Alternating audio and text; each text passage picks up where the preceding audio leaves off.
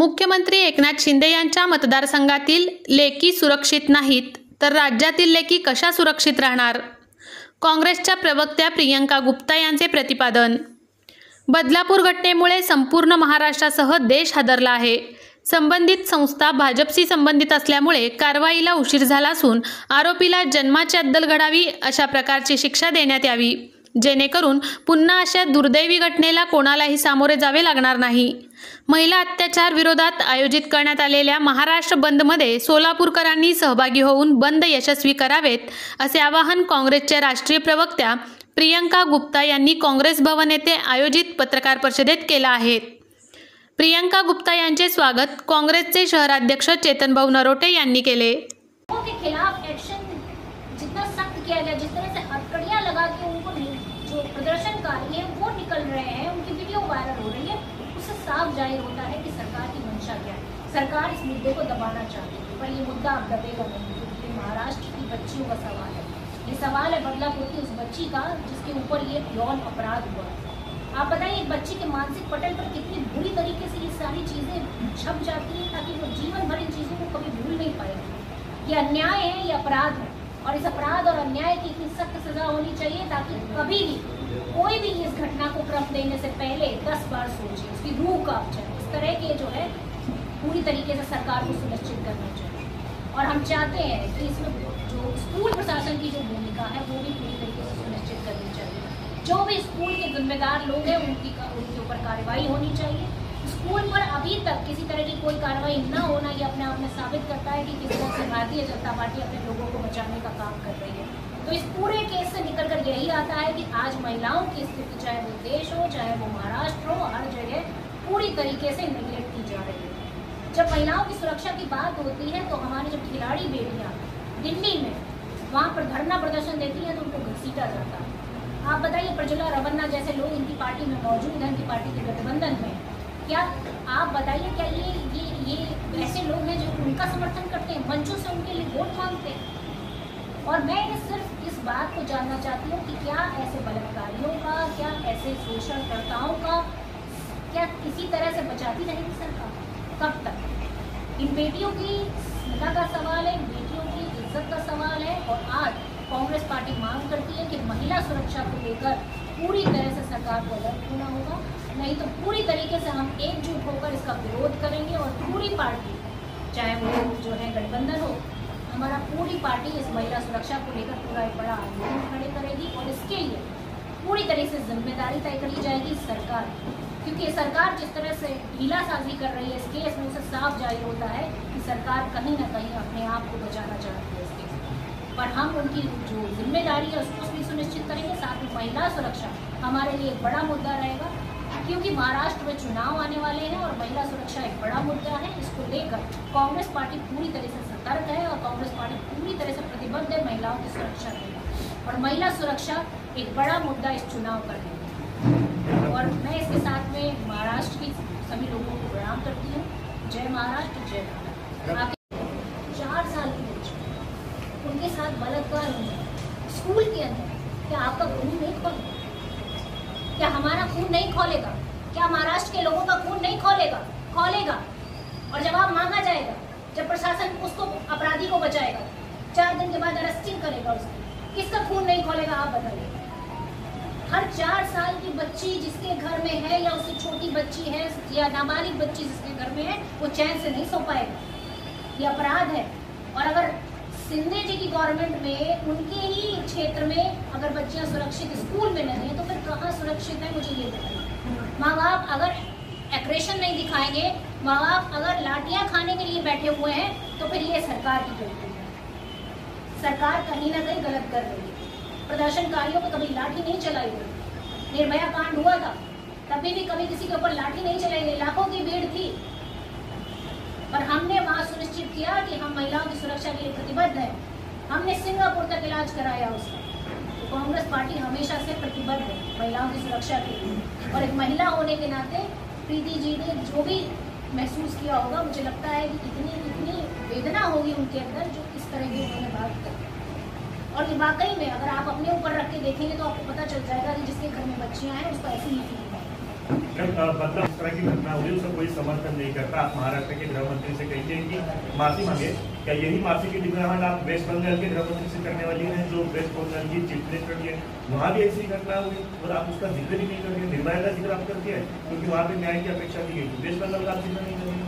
लेकिन चूंकि वहाँ की घटना पर भी कांग्रेस पार्टी पूरी तरीके से विरोध है, वहाँ की पुलिस प्रशासन और वहाँ की जो सरकार है उसको पूरी तरह से कटघरे में खड़ा किया गया। उसके ऊपर भी पूरी तरीके से ट्वीट किया, चाहे वो आदरणीय राहुल गांधी जी हो, चाहे आदरणीय प्रियंका गांधी जी हो, सभी वहाँ के लोकल पूरे एडमिनिस्ट्रेशन ने, जिस तरह से कांग्रेस पार्टी का जो भी वहाँ नेता है, सबने विरोध प्रदर्शन। माफी की डिमांड आप करती है क्या गृहमंत्री से? यहाँ पे जब आप माफी की अपेक्षा करते हैं तो वहाँ पे भी माफी? बिल्कुल, हम उनको कटघरे में खड़ा करते हैं। महिला कहीं बटी हुई नहीं है। अगर महिलाओं पर अपराध होगा, चाहे वो मणिपुर हो, चाहे वो कलकत्ता हो, चाहे वो उत्तर प्रदेश हो, हर महिला के साथ हम खड़े होंगे।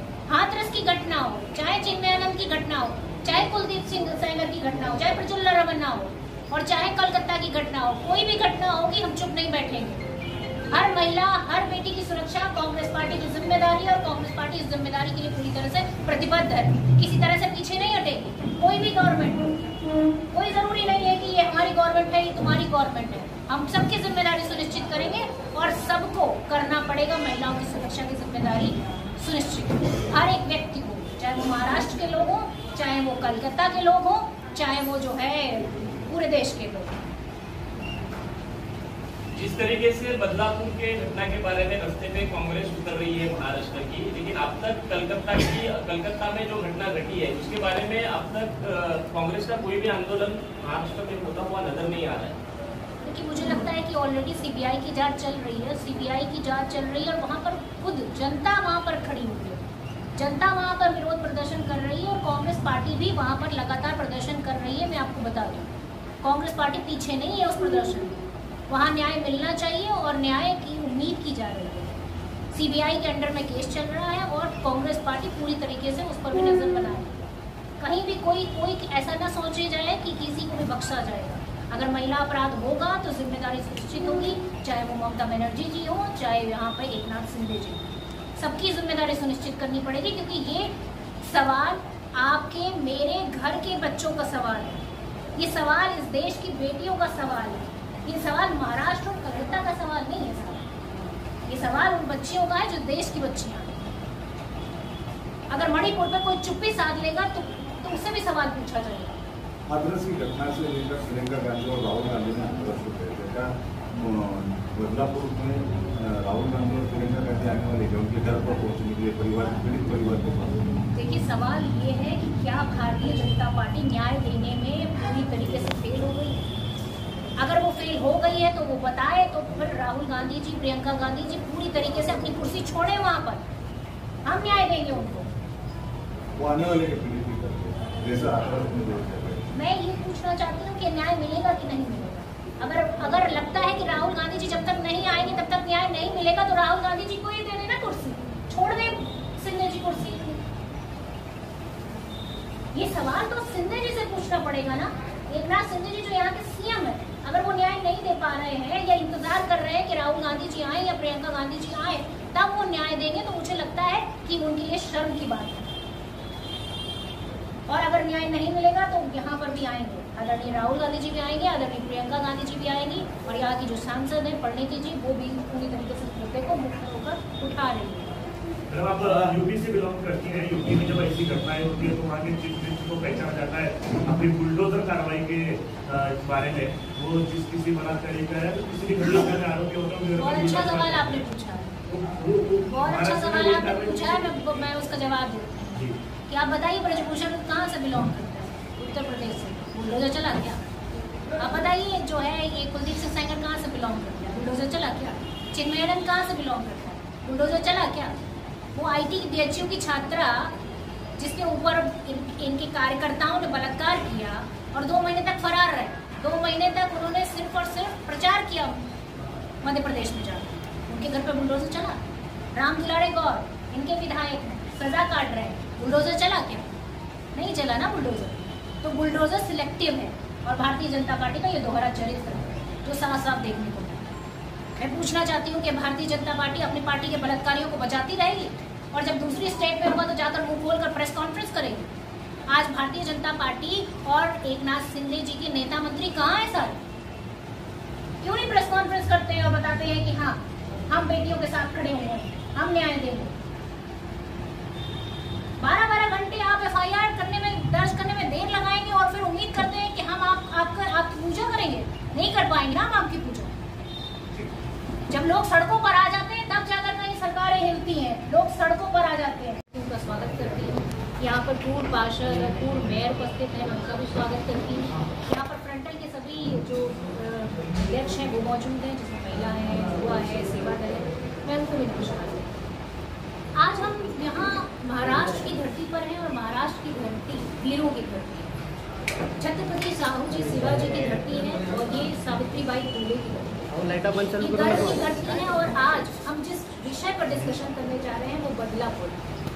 ये मानवता को तो शर्मसार करता ही है। साथ में हम एक सवाल पूछते हैं एकनाथ शिंदे जी जो यहाँ के CM हैं उनसे कि क्या उनके क्षेत्र में जो उनका निर्वाचन क्षेत्र है वहाँ से 4 साल की बच्ची क्या अपने स्कूल के अंदर में सुरक्षित नहीं है? ये सवाल है और ये सवाल पूरे महाराष्ट्र का सवाल है। ये सवाल देश का, महाराष्ट्र की अस्मिता का सवाल है। आज हर एक 4 साल की बच्ची का पिता क्या चैन से उस दिन सो पाया होगा? क्या उसके घर वाले चैन से सो पाए होंगे कि जिस दिन 4 साल की बच्ची के साथ यौन उत्पीड़न होता है? और सरकार का जो रवैया है वो पूरी तरीके से असंवेदनशील रहा। जिस तरह से सरकार ने पुलिस FIR करने में देरी की, आप बताइए प्रशासन किसके अंडर में आता है? गृह मंत्रालय किसके अंडर में आता है? क्या देवेंद्र फडणवीस जी इस बात के लिए माफी मांगेंगे कि 12 घंटे तक उन लोगों की FIR नहीं लिखी गई जिनके घर में जिनकी बच्चियों के साथ अपराध हुआ, 4 साल की अबोध बालिकाओं के साथ यौन उत्पीड़न हुआ? मैं पूछना चाहती हूँ इसके लिए माफी मांगेंगे या नहीं मांगेंगे। दूसरी चीज ये है कि सबसे बड़ी इंपॉर्टेंट चीज है कि किस तरह के सवाल माता पिता से पूछे गए, उनसे साक्ष्य मांगे गए। क्या ऐसे बिंदुओं पर साक्ष्य मांगना क्या कहाँ तक एक मानवता को शर्मसार करने जैसी बात है? इस पूरे घटनाक्रम में जिस तरह के रवैया भारतीय जनता पार्टी की सरकार और शिंदे सरकार ने किया है, गठबंधन की सरकार और उनके विधायकों की उपस्थिति में जिस प्रकार से वहां के प्रदर्शनकारियों के ऊपर लाठीचार्ज किया गया, वो अपने आप में एक सवालिया निशान है कि क्या प्रदर्शनकारियों के साथ में ऐसा व्यवहार करना उचित है? क्या ये सवाल का जवाब इस देश की जो सरकार है, इस प्रदेश की जो सरकार है, उससे पूछना जरूरी नहीं समझते? हम पूछना चाहते हैं कि किस तरह से उन 300 FIR की गई जो प्रदर्शनकारी हैं उनके ऊपर 70 से ज्यादा लोगों को अरेस्ट करा गया। क्यों अरेस्ट किया गया? क्योंकि वो सिर्फ और सिर्फ प्रदर्शन कर रहे थे, अपना जो है रोष प्रकट कर रहे थे। जिस तरह सरकार का रवैया था उससे असंतुष्ट थे कि उस दुष्कर्मी के खिलाफ सख्त से सख्त कार्रवाई हो, पर उसके खिलाफ कार्रवाई करने की जगह 2 दिन तक स्कूल प्रशासन टालमटोल करता रहा। मैं सवाल पूछती हूँ, स्कूल प्रशासन किस तरह से जिम्मेदारी अपनी निश्चित करेगा? सिर्फ कांग्रेस पार्टी ही नहीं बल्कि हाईकोर्ट की टिप्पणी भी पूरी तरीके से क्लियर है कि किसी तरह से SIT जांच में स्कूल के प्रशासन पर किसी तरह की कोई कार्रवाई नहीं की गई है। FIR में कोई नाम दर्ज किया गया है क्या? ये सवाल है मेरा। जिस तरह से पुलिस की जो पूरी प्रक्रिया रही वो पूरी तरीके से संदिग्ध रही, जिस तरह से स्कूल प्रशासन पूरी तरीके से संदिग्ध रहा, मुझे लगता है कि पूरी तरीके से बचाने की कोशिश की गई। क्यों बचाने की कोशिश की गई? क्योंकि स्कूल प्रशासन में भारतीय जनता पार्टी के नेता मौजूद थे, भारतीय जनता पार्टी से जुड़े हुए सदस्य वहाँ उस बोर्ड में मौजूद थे, इस वजह से उसे बचाने की कोशिश की। सवाल ये उठता है कि जब एक महिला पत्रकार उस मुद्दे को लेकर जनता के बीच में आती है और गुहार लगाती है कि इंसाफ मिलना चाहिए, इस केस पे न्याय मिलना चाहिए, तो उस महिला से जो यहाँ के पूर्व मेयर हैं वो सवाल क्या पूछते हैं? वो सवाल पूछते हैं कि क्या आपके साथ ऐसी कोई घटना हुई है जिस तरह से आप रिएक्ट कर रही हैं? कितनी शर्मनाक सवाल पूछा उन्होंने। मैं पूछना चाहती हूँ कि क्या उनके खिलाफ ये सरकार, शिंदे सरकार कोई कार्रवाई करेगी या नहीं करेगी? क्योंकि एक बड़ा सवाल है और ये महाराष्ट्र की हर बेटी का सवाल है। आज पत्रकार सुरक्षित नहीं है, पत्रकार से इस तरह के भद्दे सवाल पूछे जा रहे हैं, तो आम महिलाओं का क्या हाल होगा? और सिर्फ ये घटनाएं यही नहीं रुक रही हैं, लगातार इसके बाद भी एक रेप की घटना हुई, इसके बाद भी एक मर्डर की घटना हुई। और आपको मैं बता दूं कि महाराष्ट्र में 20,000 से ज्यादा केसेस बच्चों के ऊपर अपराध के हैं और ये देश में सबसे नंबर 1 पर है। आज महाराष्ट्र में हर घंटे 2 बच्चों के साथ अपराध होता है और 5 महिलाओं के साथ अपराध होता है। ये है भारतीय जनता पार्टी के गठबंधन की शिंदे सरकार। ये है महायुति की सरकार। इस सरकार से सवाल पूछा जाना चाहिए कि ये कहते हैं महिला बहन, मैं पूछती हूँ कि महिला बहन सुरक्षित क्यों नहीं है आपकी सरकार में? आपने कौन से ऐसे कदम उठाए? इस पूरे प्रकरण में आपका जो रवैया है वो पूरी तरीके से बिल्कुल भी नेग्लेक्टेड दिखाई दिया। आपका बेटी बचाओ अभियान कहाँ है? उसका 80% बजट आप कहाँ खर्च करते हैं? 80% बजट आप खर्च करते हैं सिर्फ चुनाव प्रचार और प्रसार में, और जमीनी स्तर पर कोई काम नहीं होता, जिसका ये नतीजा निकलता है। और सिर्फ यही नहीं, पुलिस थाने में आए दिन जो है गोलीबारी हो रही है, जिस तरह से इनके विधायक सरेआम गोलियां चला रहे हैं भारतीय जनता पार्टी के, ये भी एक सवालिया निशान है। सवालिया निशान है कि भारतीय जनता पार्टी की और जो सिंधिया सरकार है, ये गवर्नमेंट है, महायुति गवर्नमेंट, कि पूरी तरीके से लॉ एंड ऑर्डर में फेल नजर आती है। महिलाओं की सुरक्षा के लिए कांग्रेस पार्टी पूरी तरीके से प्रतिबद्ध है, क्योंकि महिला सुरक्षा एक बड़ा और इम्पोर्टेंट इशू है। जब निर्भया कांड हुआ उसके बाद निर्भया फंड बनाया गया। निर्भया फंड से महिलाओं की सुरक्षा के लिए कानून बनने चाहिए थे, उनके लिए पूरी तरीके से वो फंड उन्हीं को समर्पित होना चाहिए, पर उस फंड को भी ये लोग खर्च नहीं कर पाए और जमीनी स्तर पर कोई काम नहीं कर पाए। आज महिलाओं की अस्मिता को लेकर जब सवाल पूछे जाते हैं तो इनके नेता मुंह चुराते नजर आते हैं। आप बताइए, क्या कार्रवाई उनके खिलाफ होनी चाहिए जो प्रदर्शनकारी? कार्रवाई उनके खिलाफ होनी चाहिए जो उस अपराध में लिप्त है। कॉलेज स्कूल के प्रशासन के लोग लिप्त हैं, और उसके साथ में स्कूल का प्रशासन अगर जिम्मेदार नहीं है, एक सीसीटीवी कैमरा नहीं है वहाँ पर। आप बताइए कि कोई बच्चों का स्कूल होगा, वहाँ सीसीटीवी कैमरा नहीं है, इस चीज़ को सुनिश्चित कौन करेगा?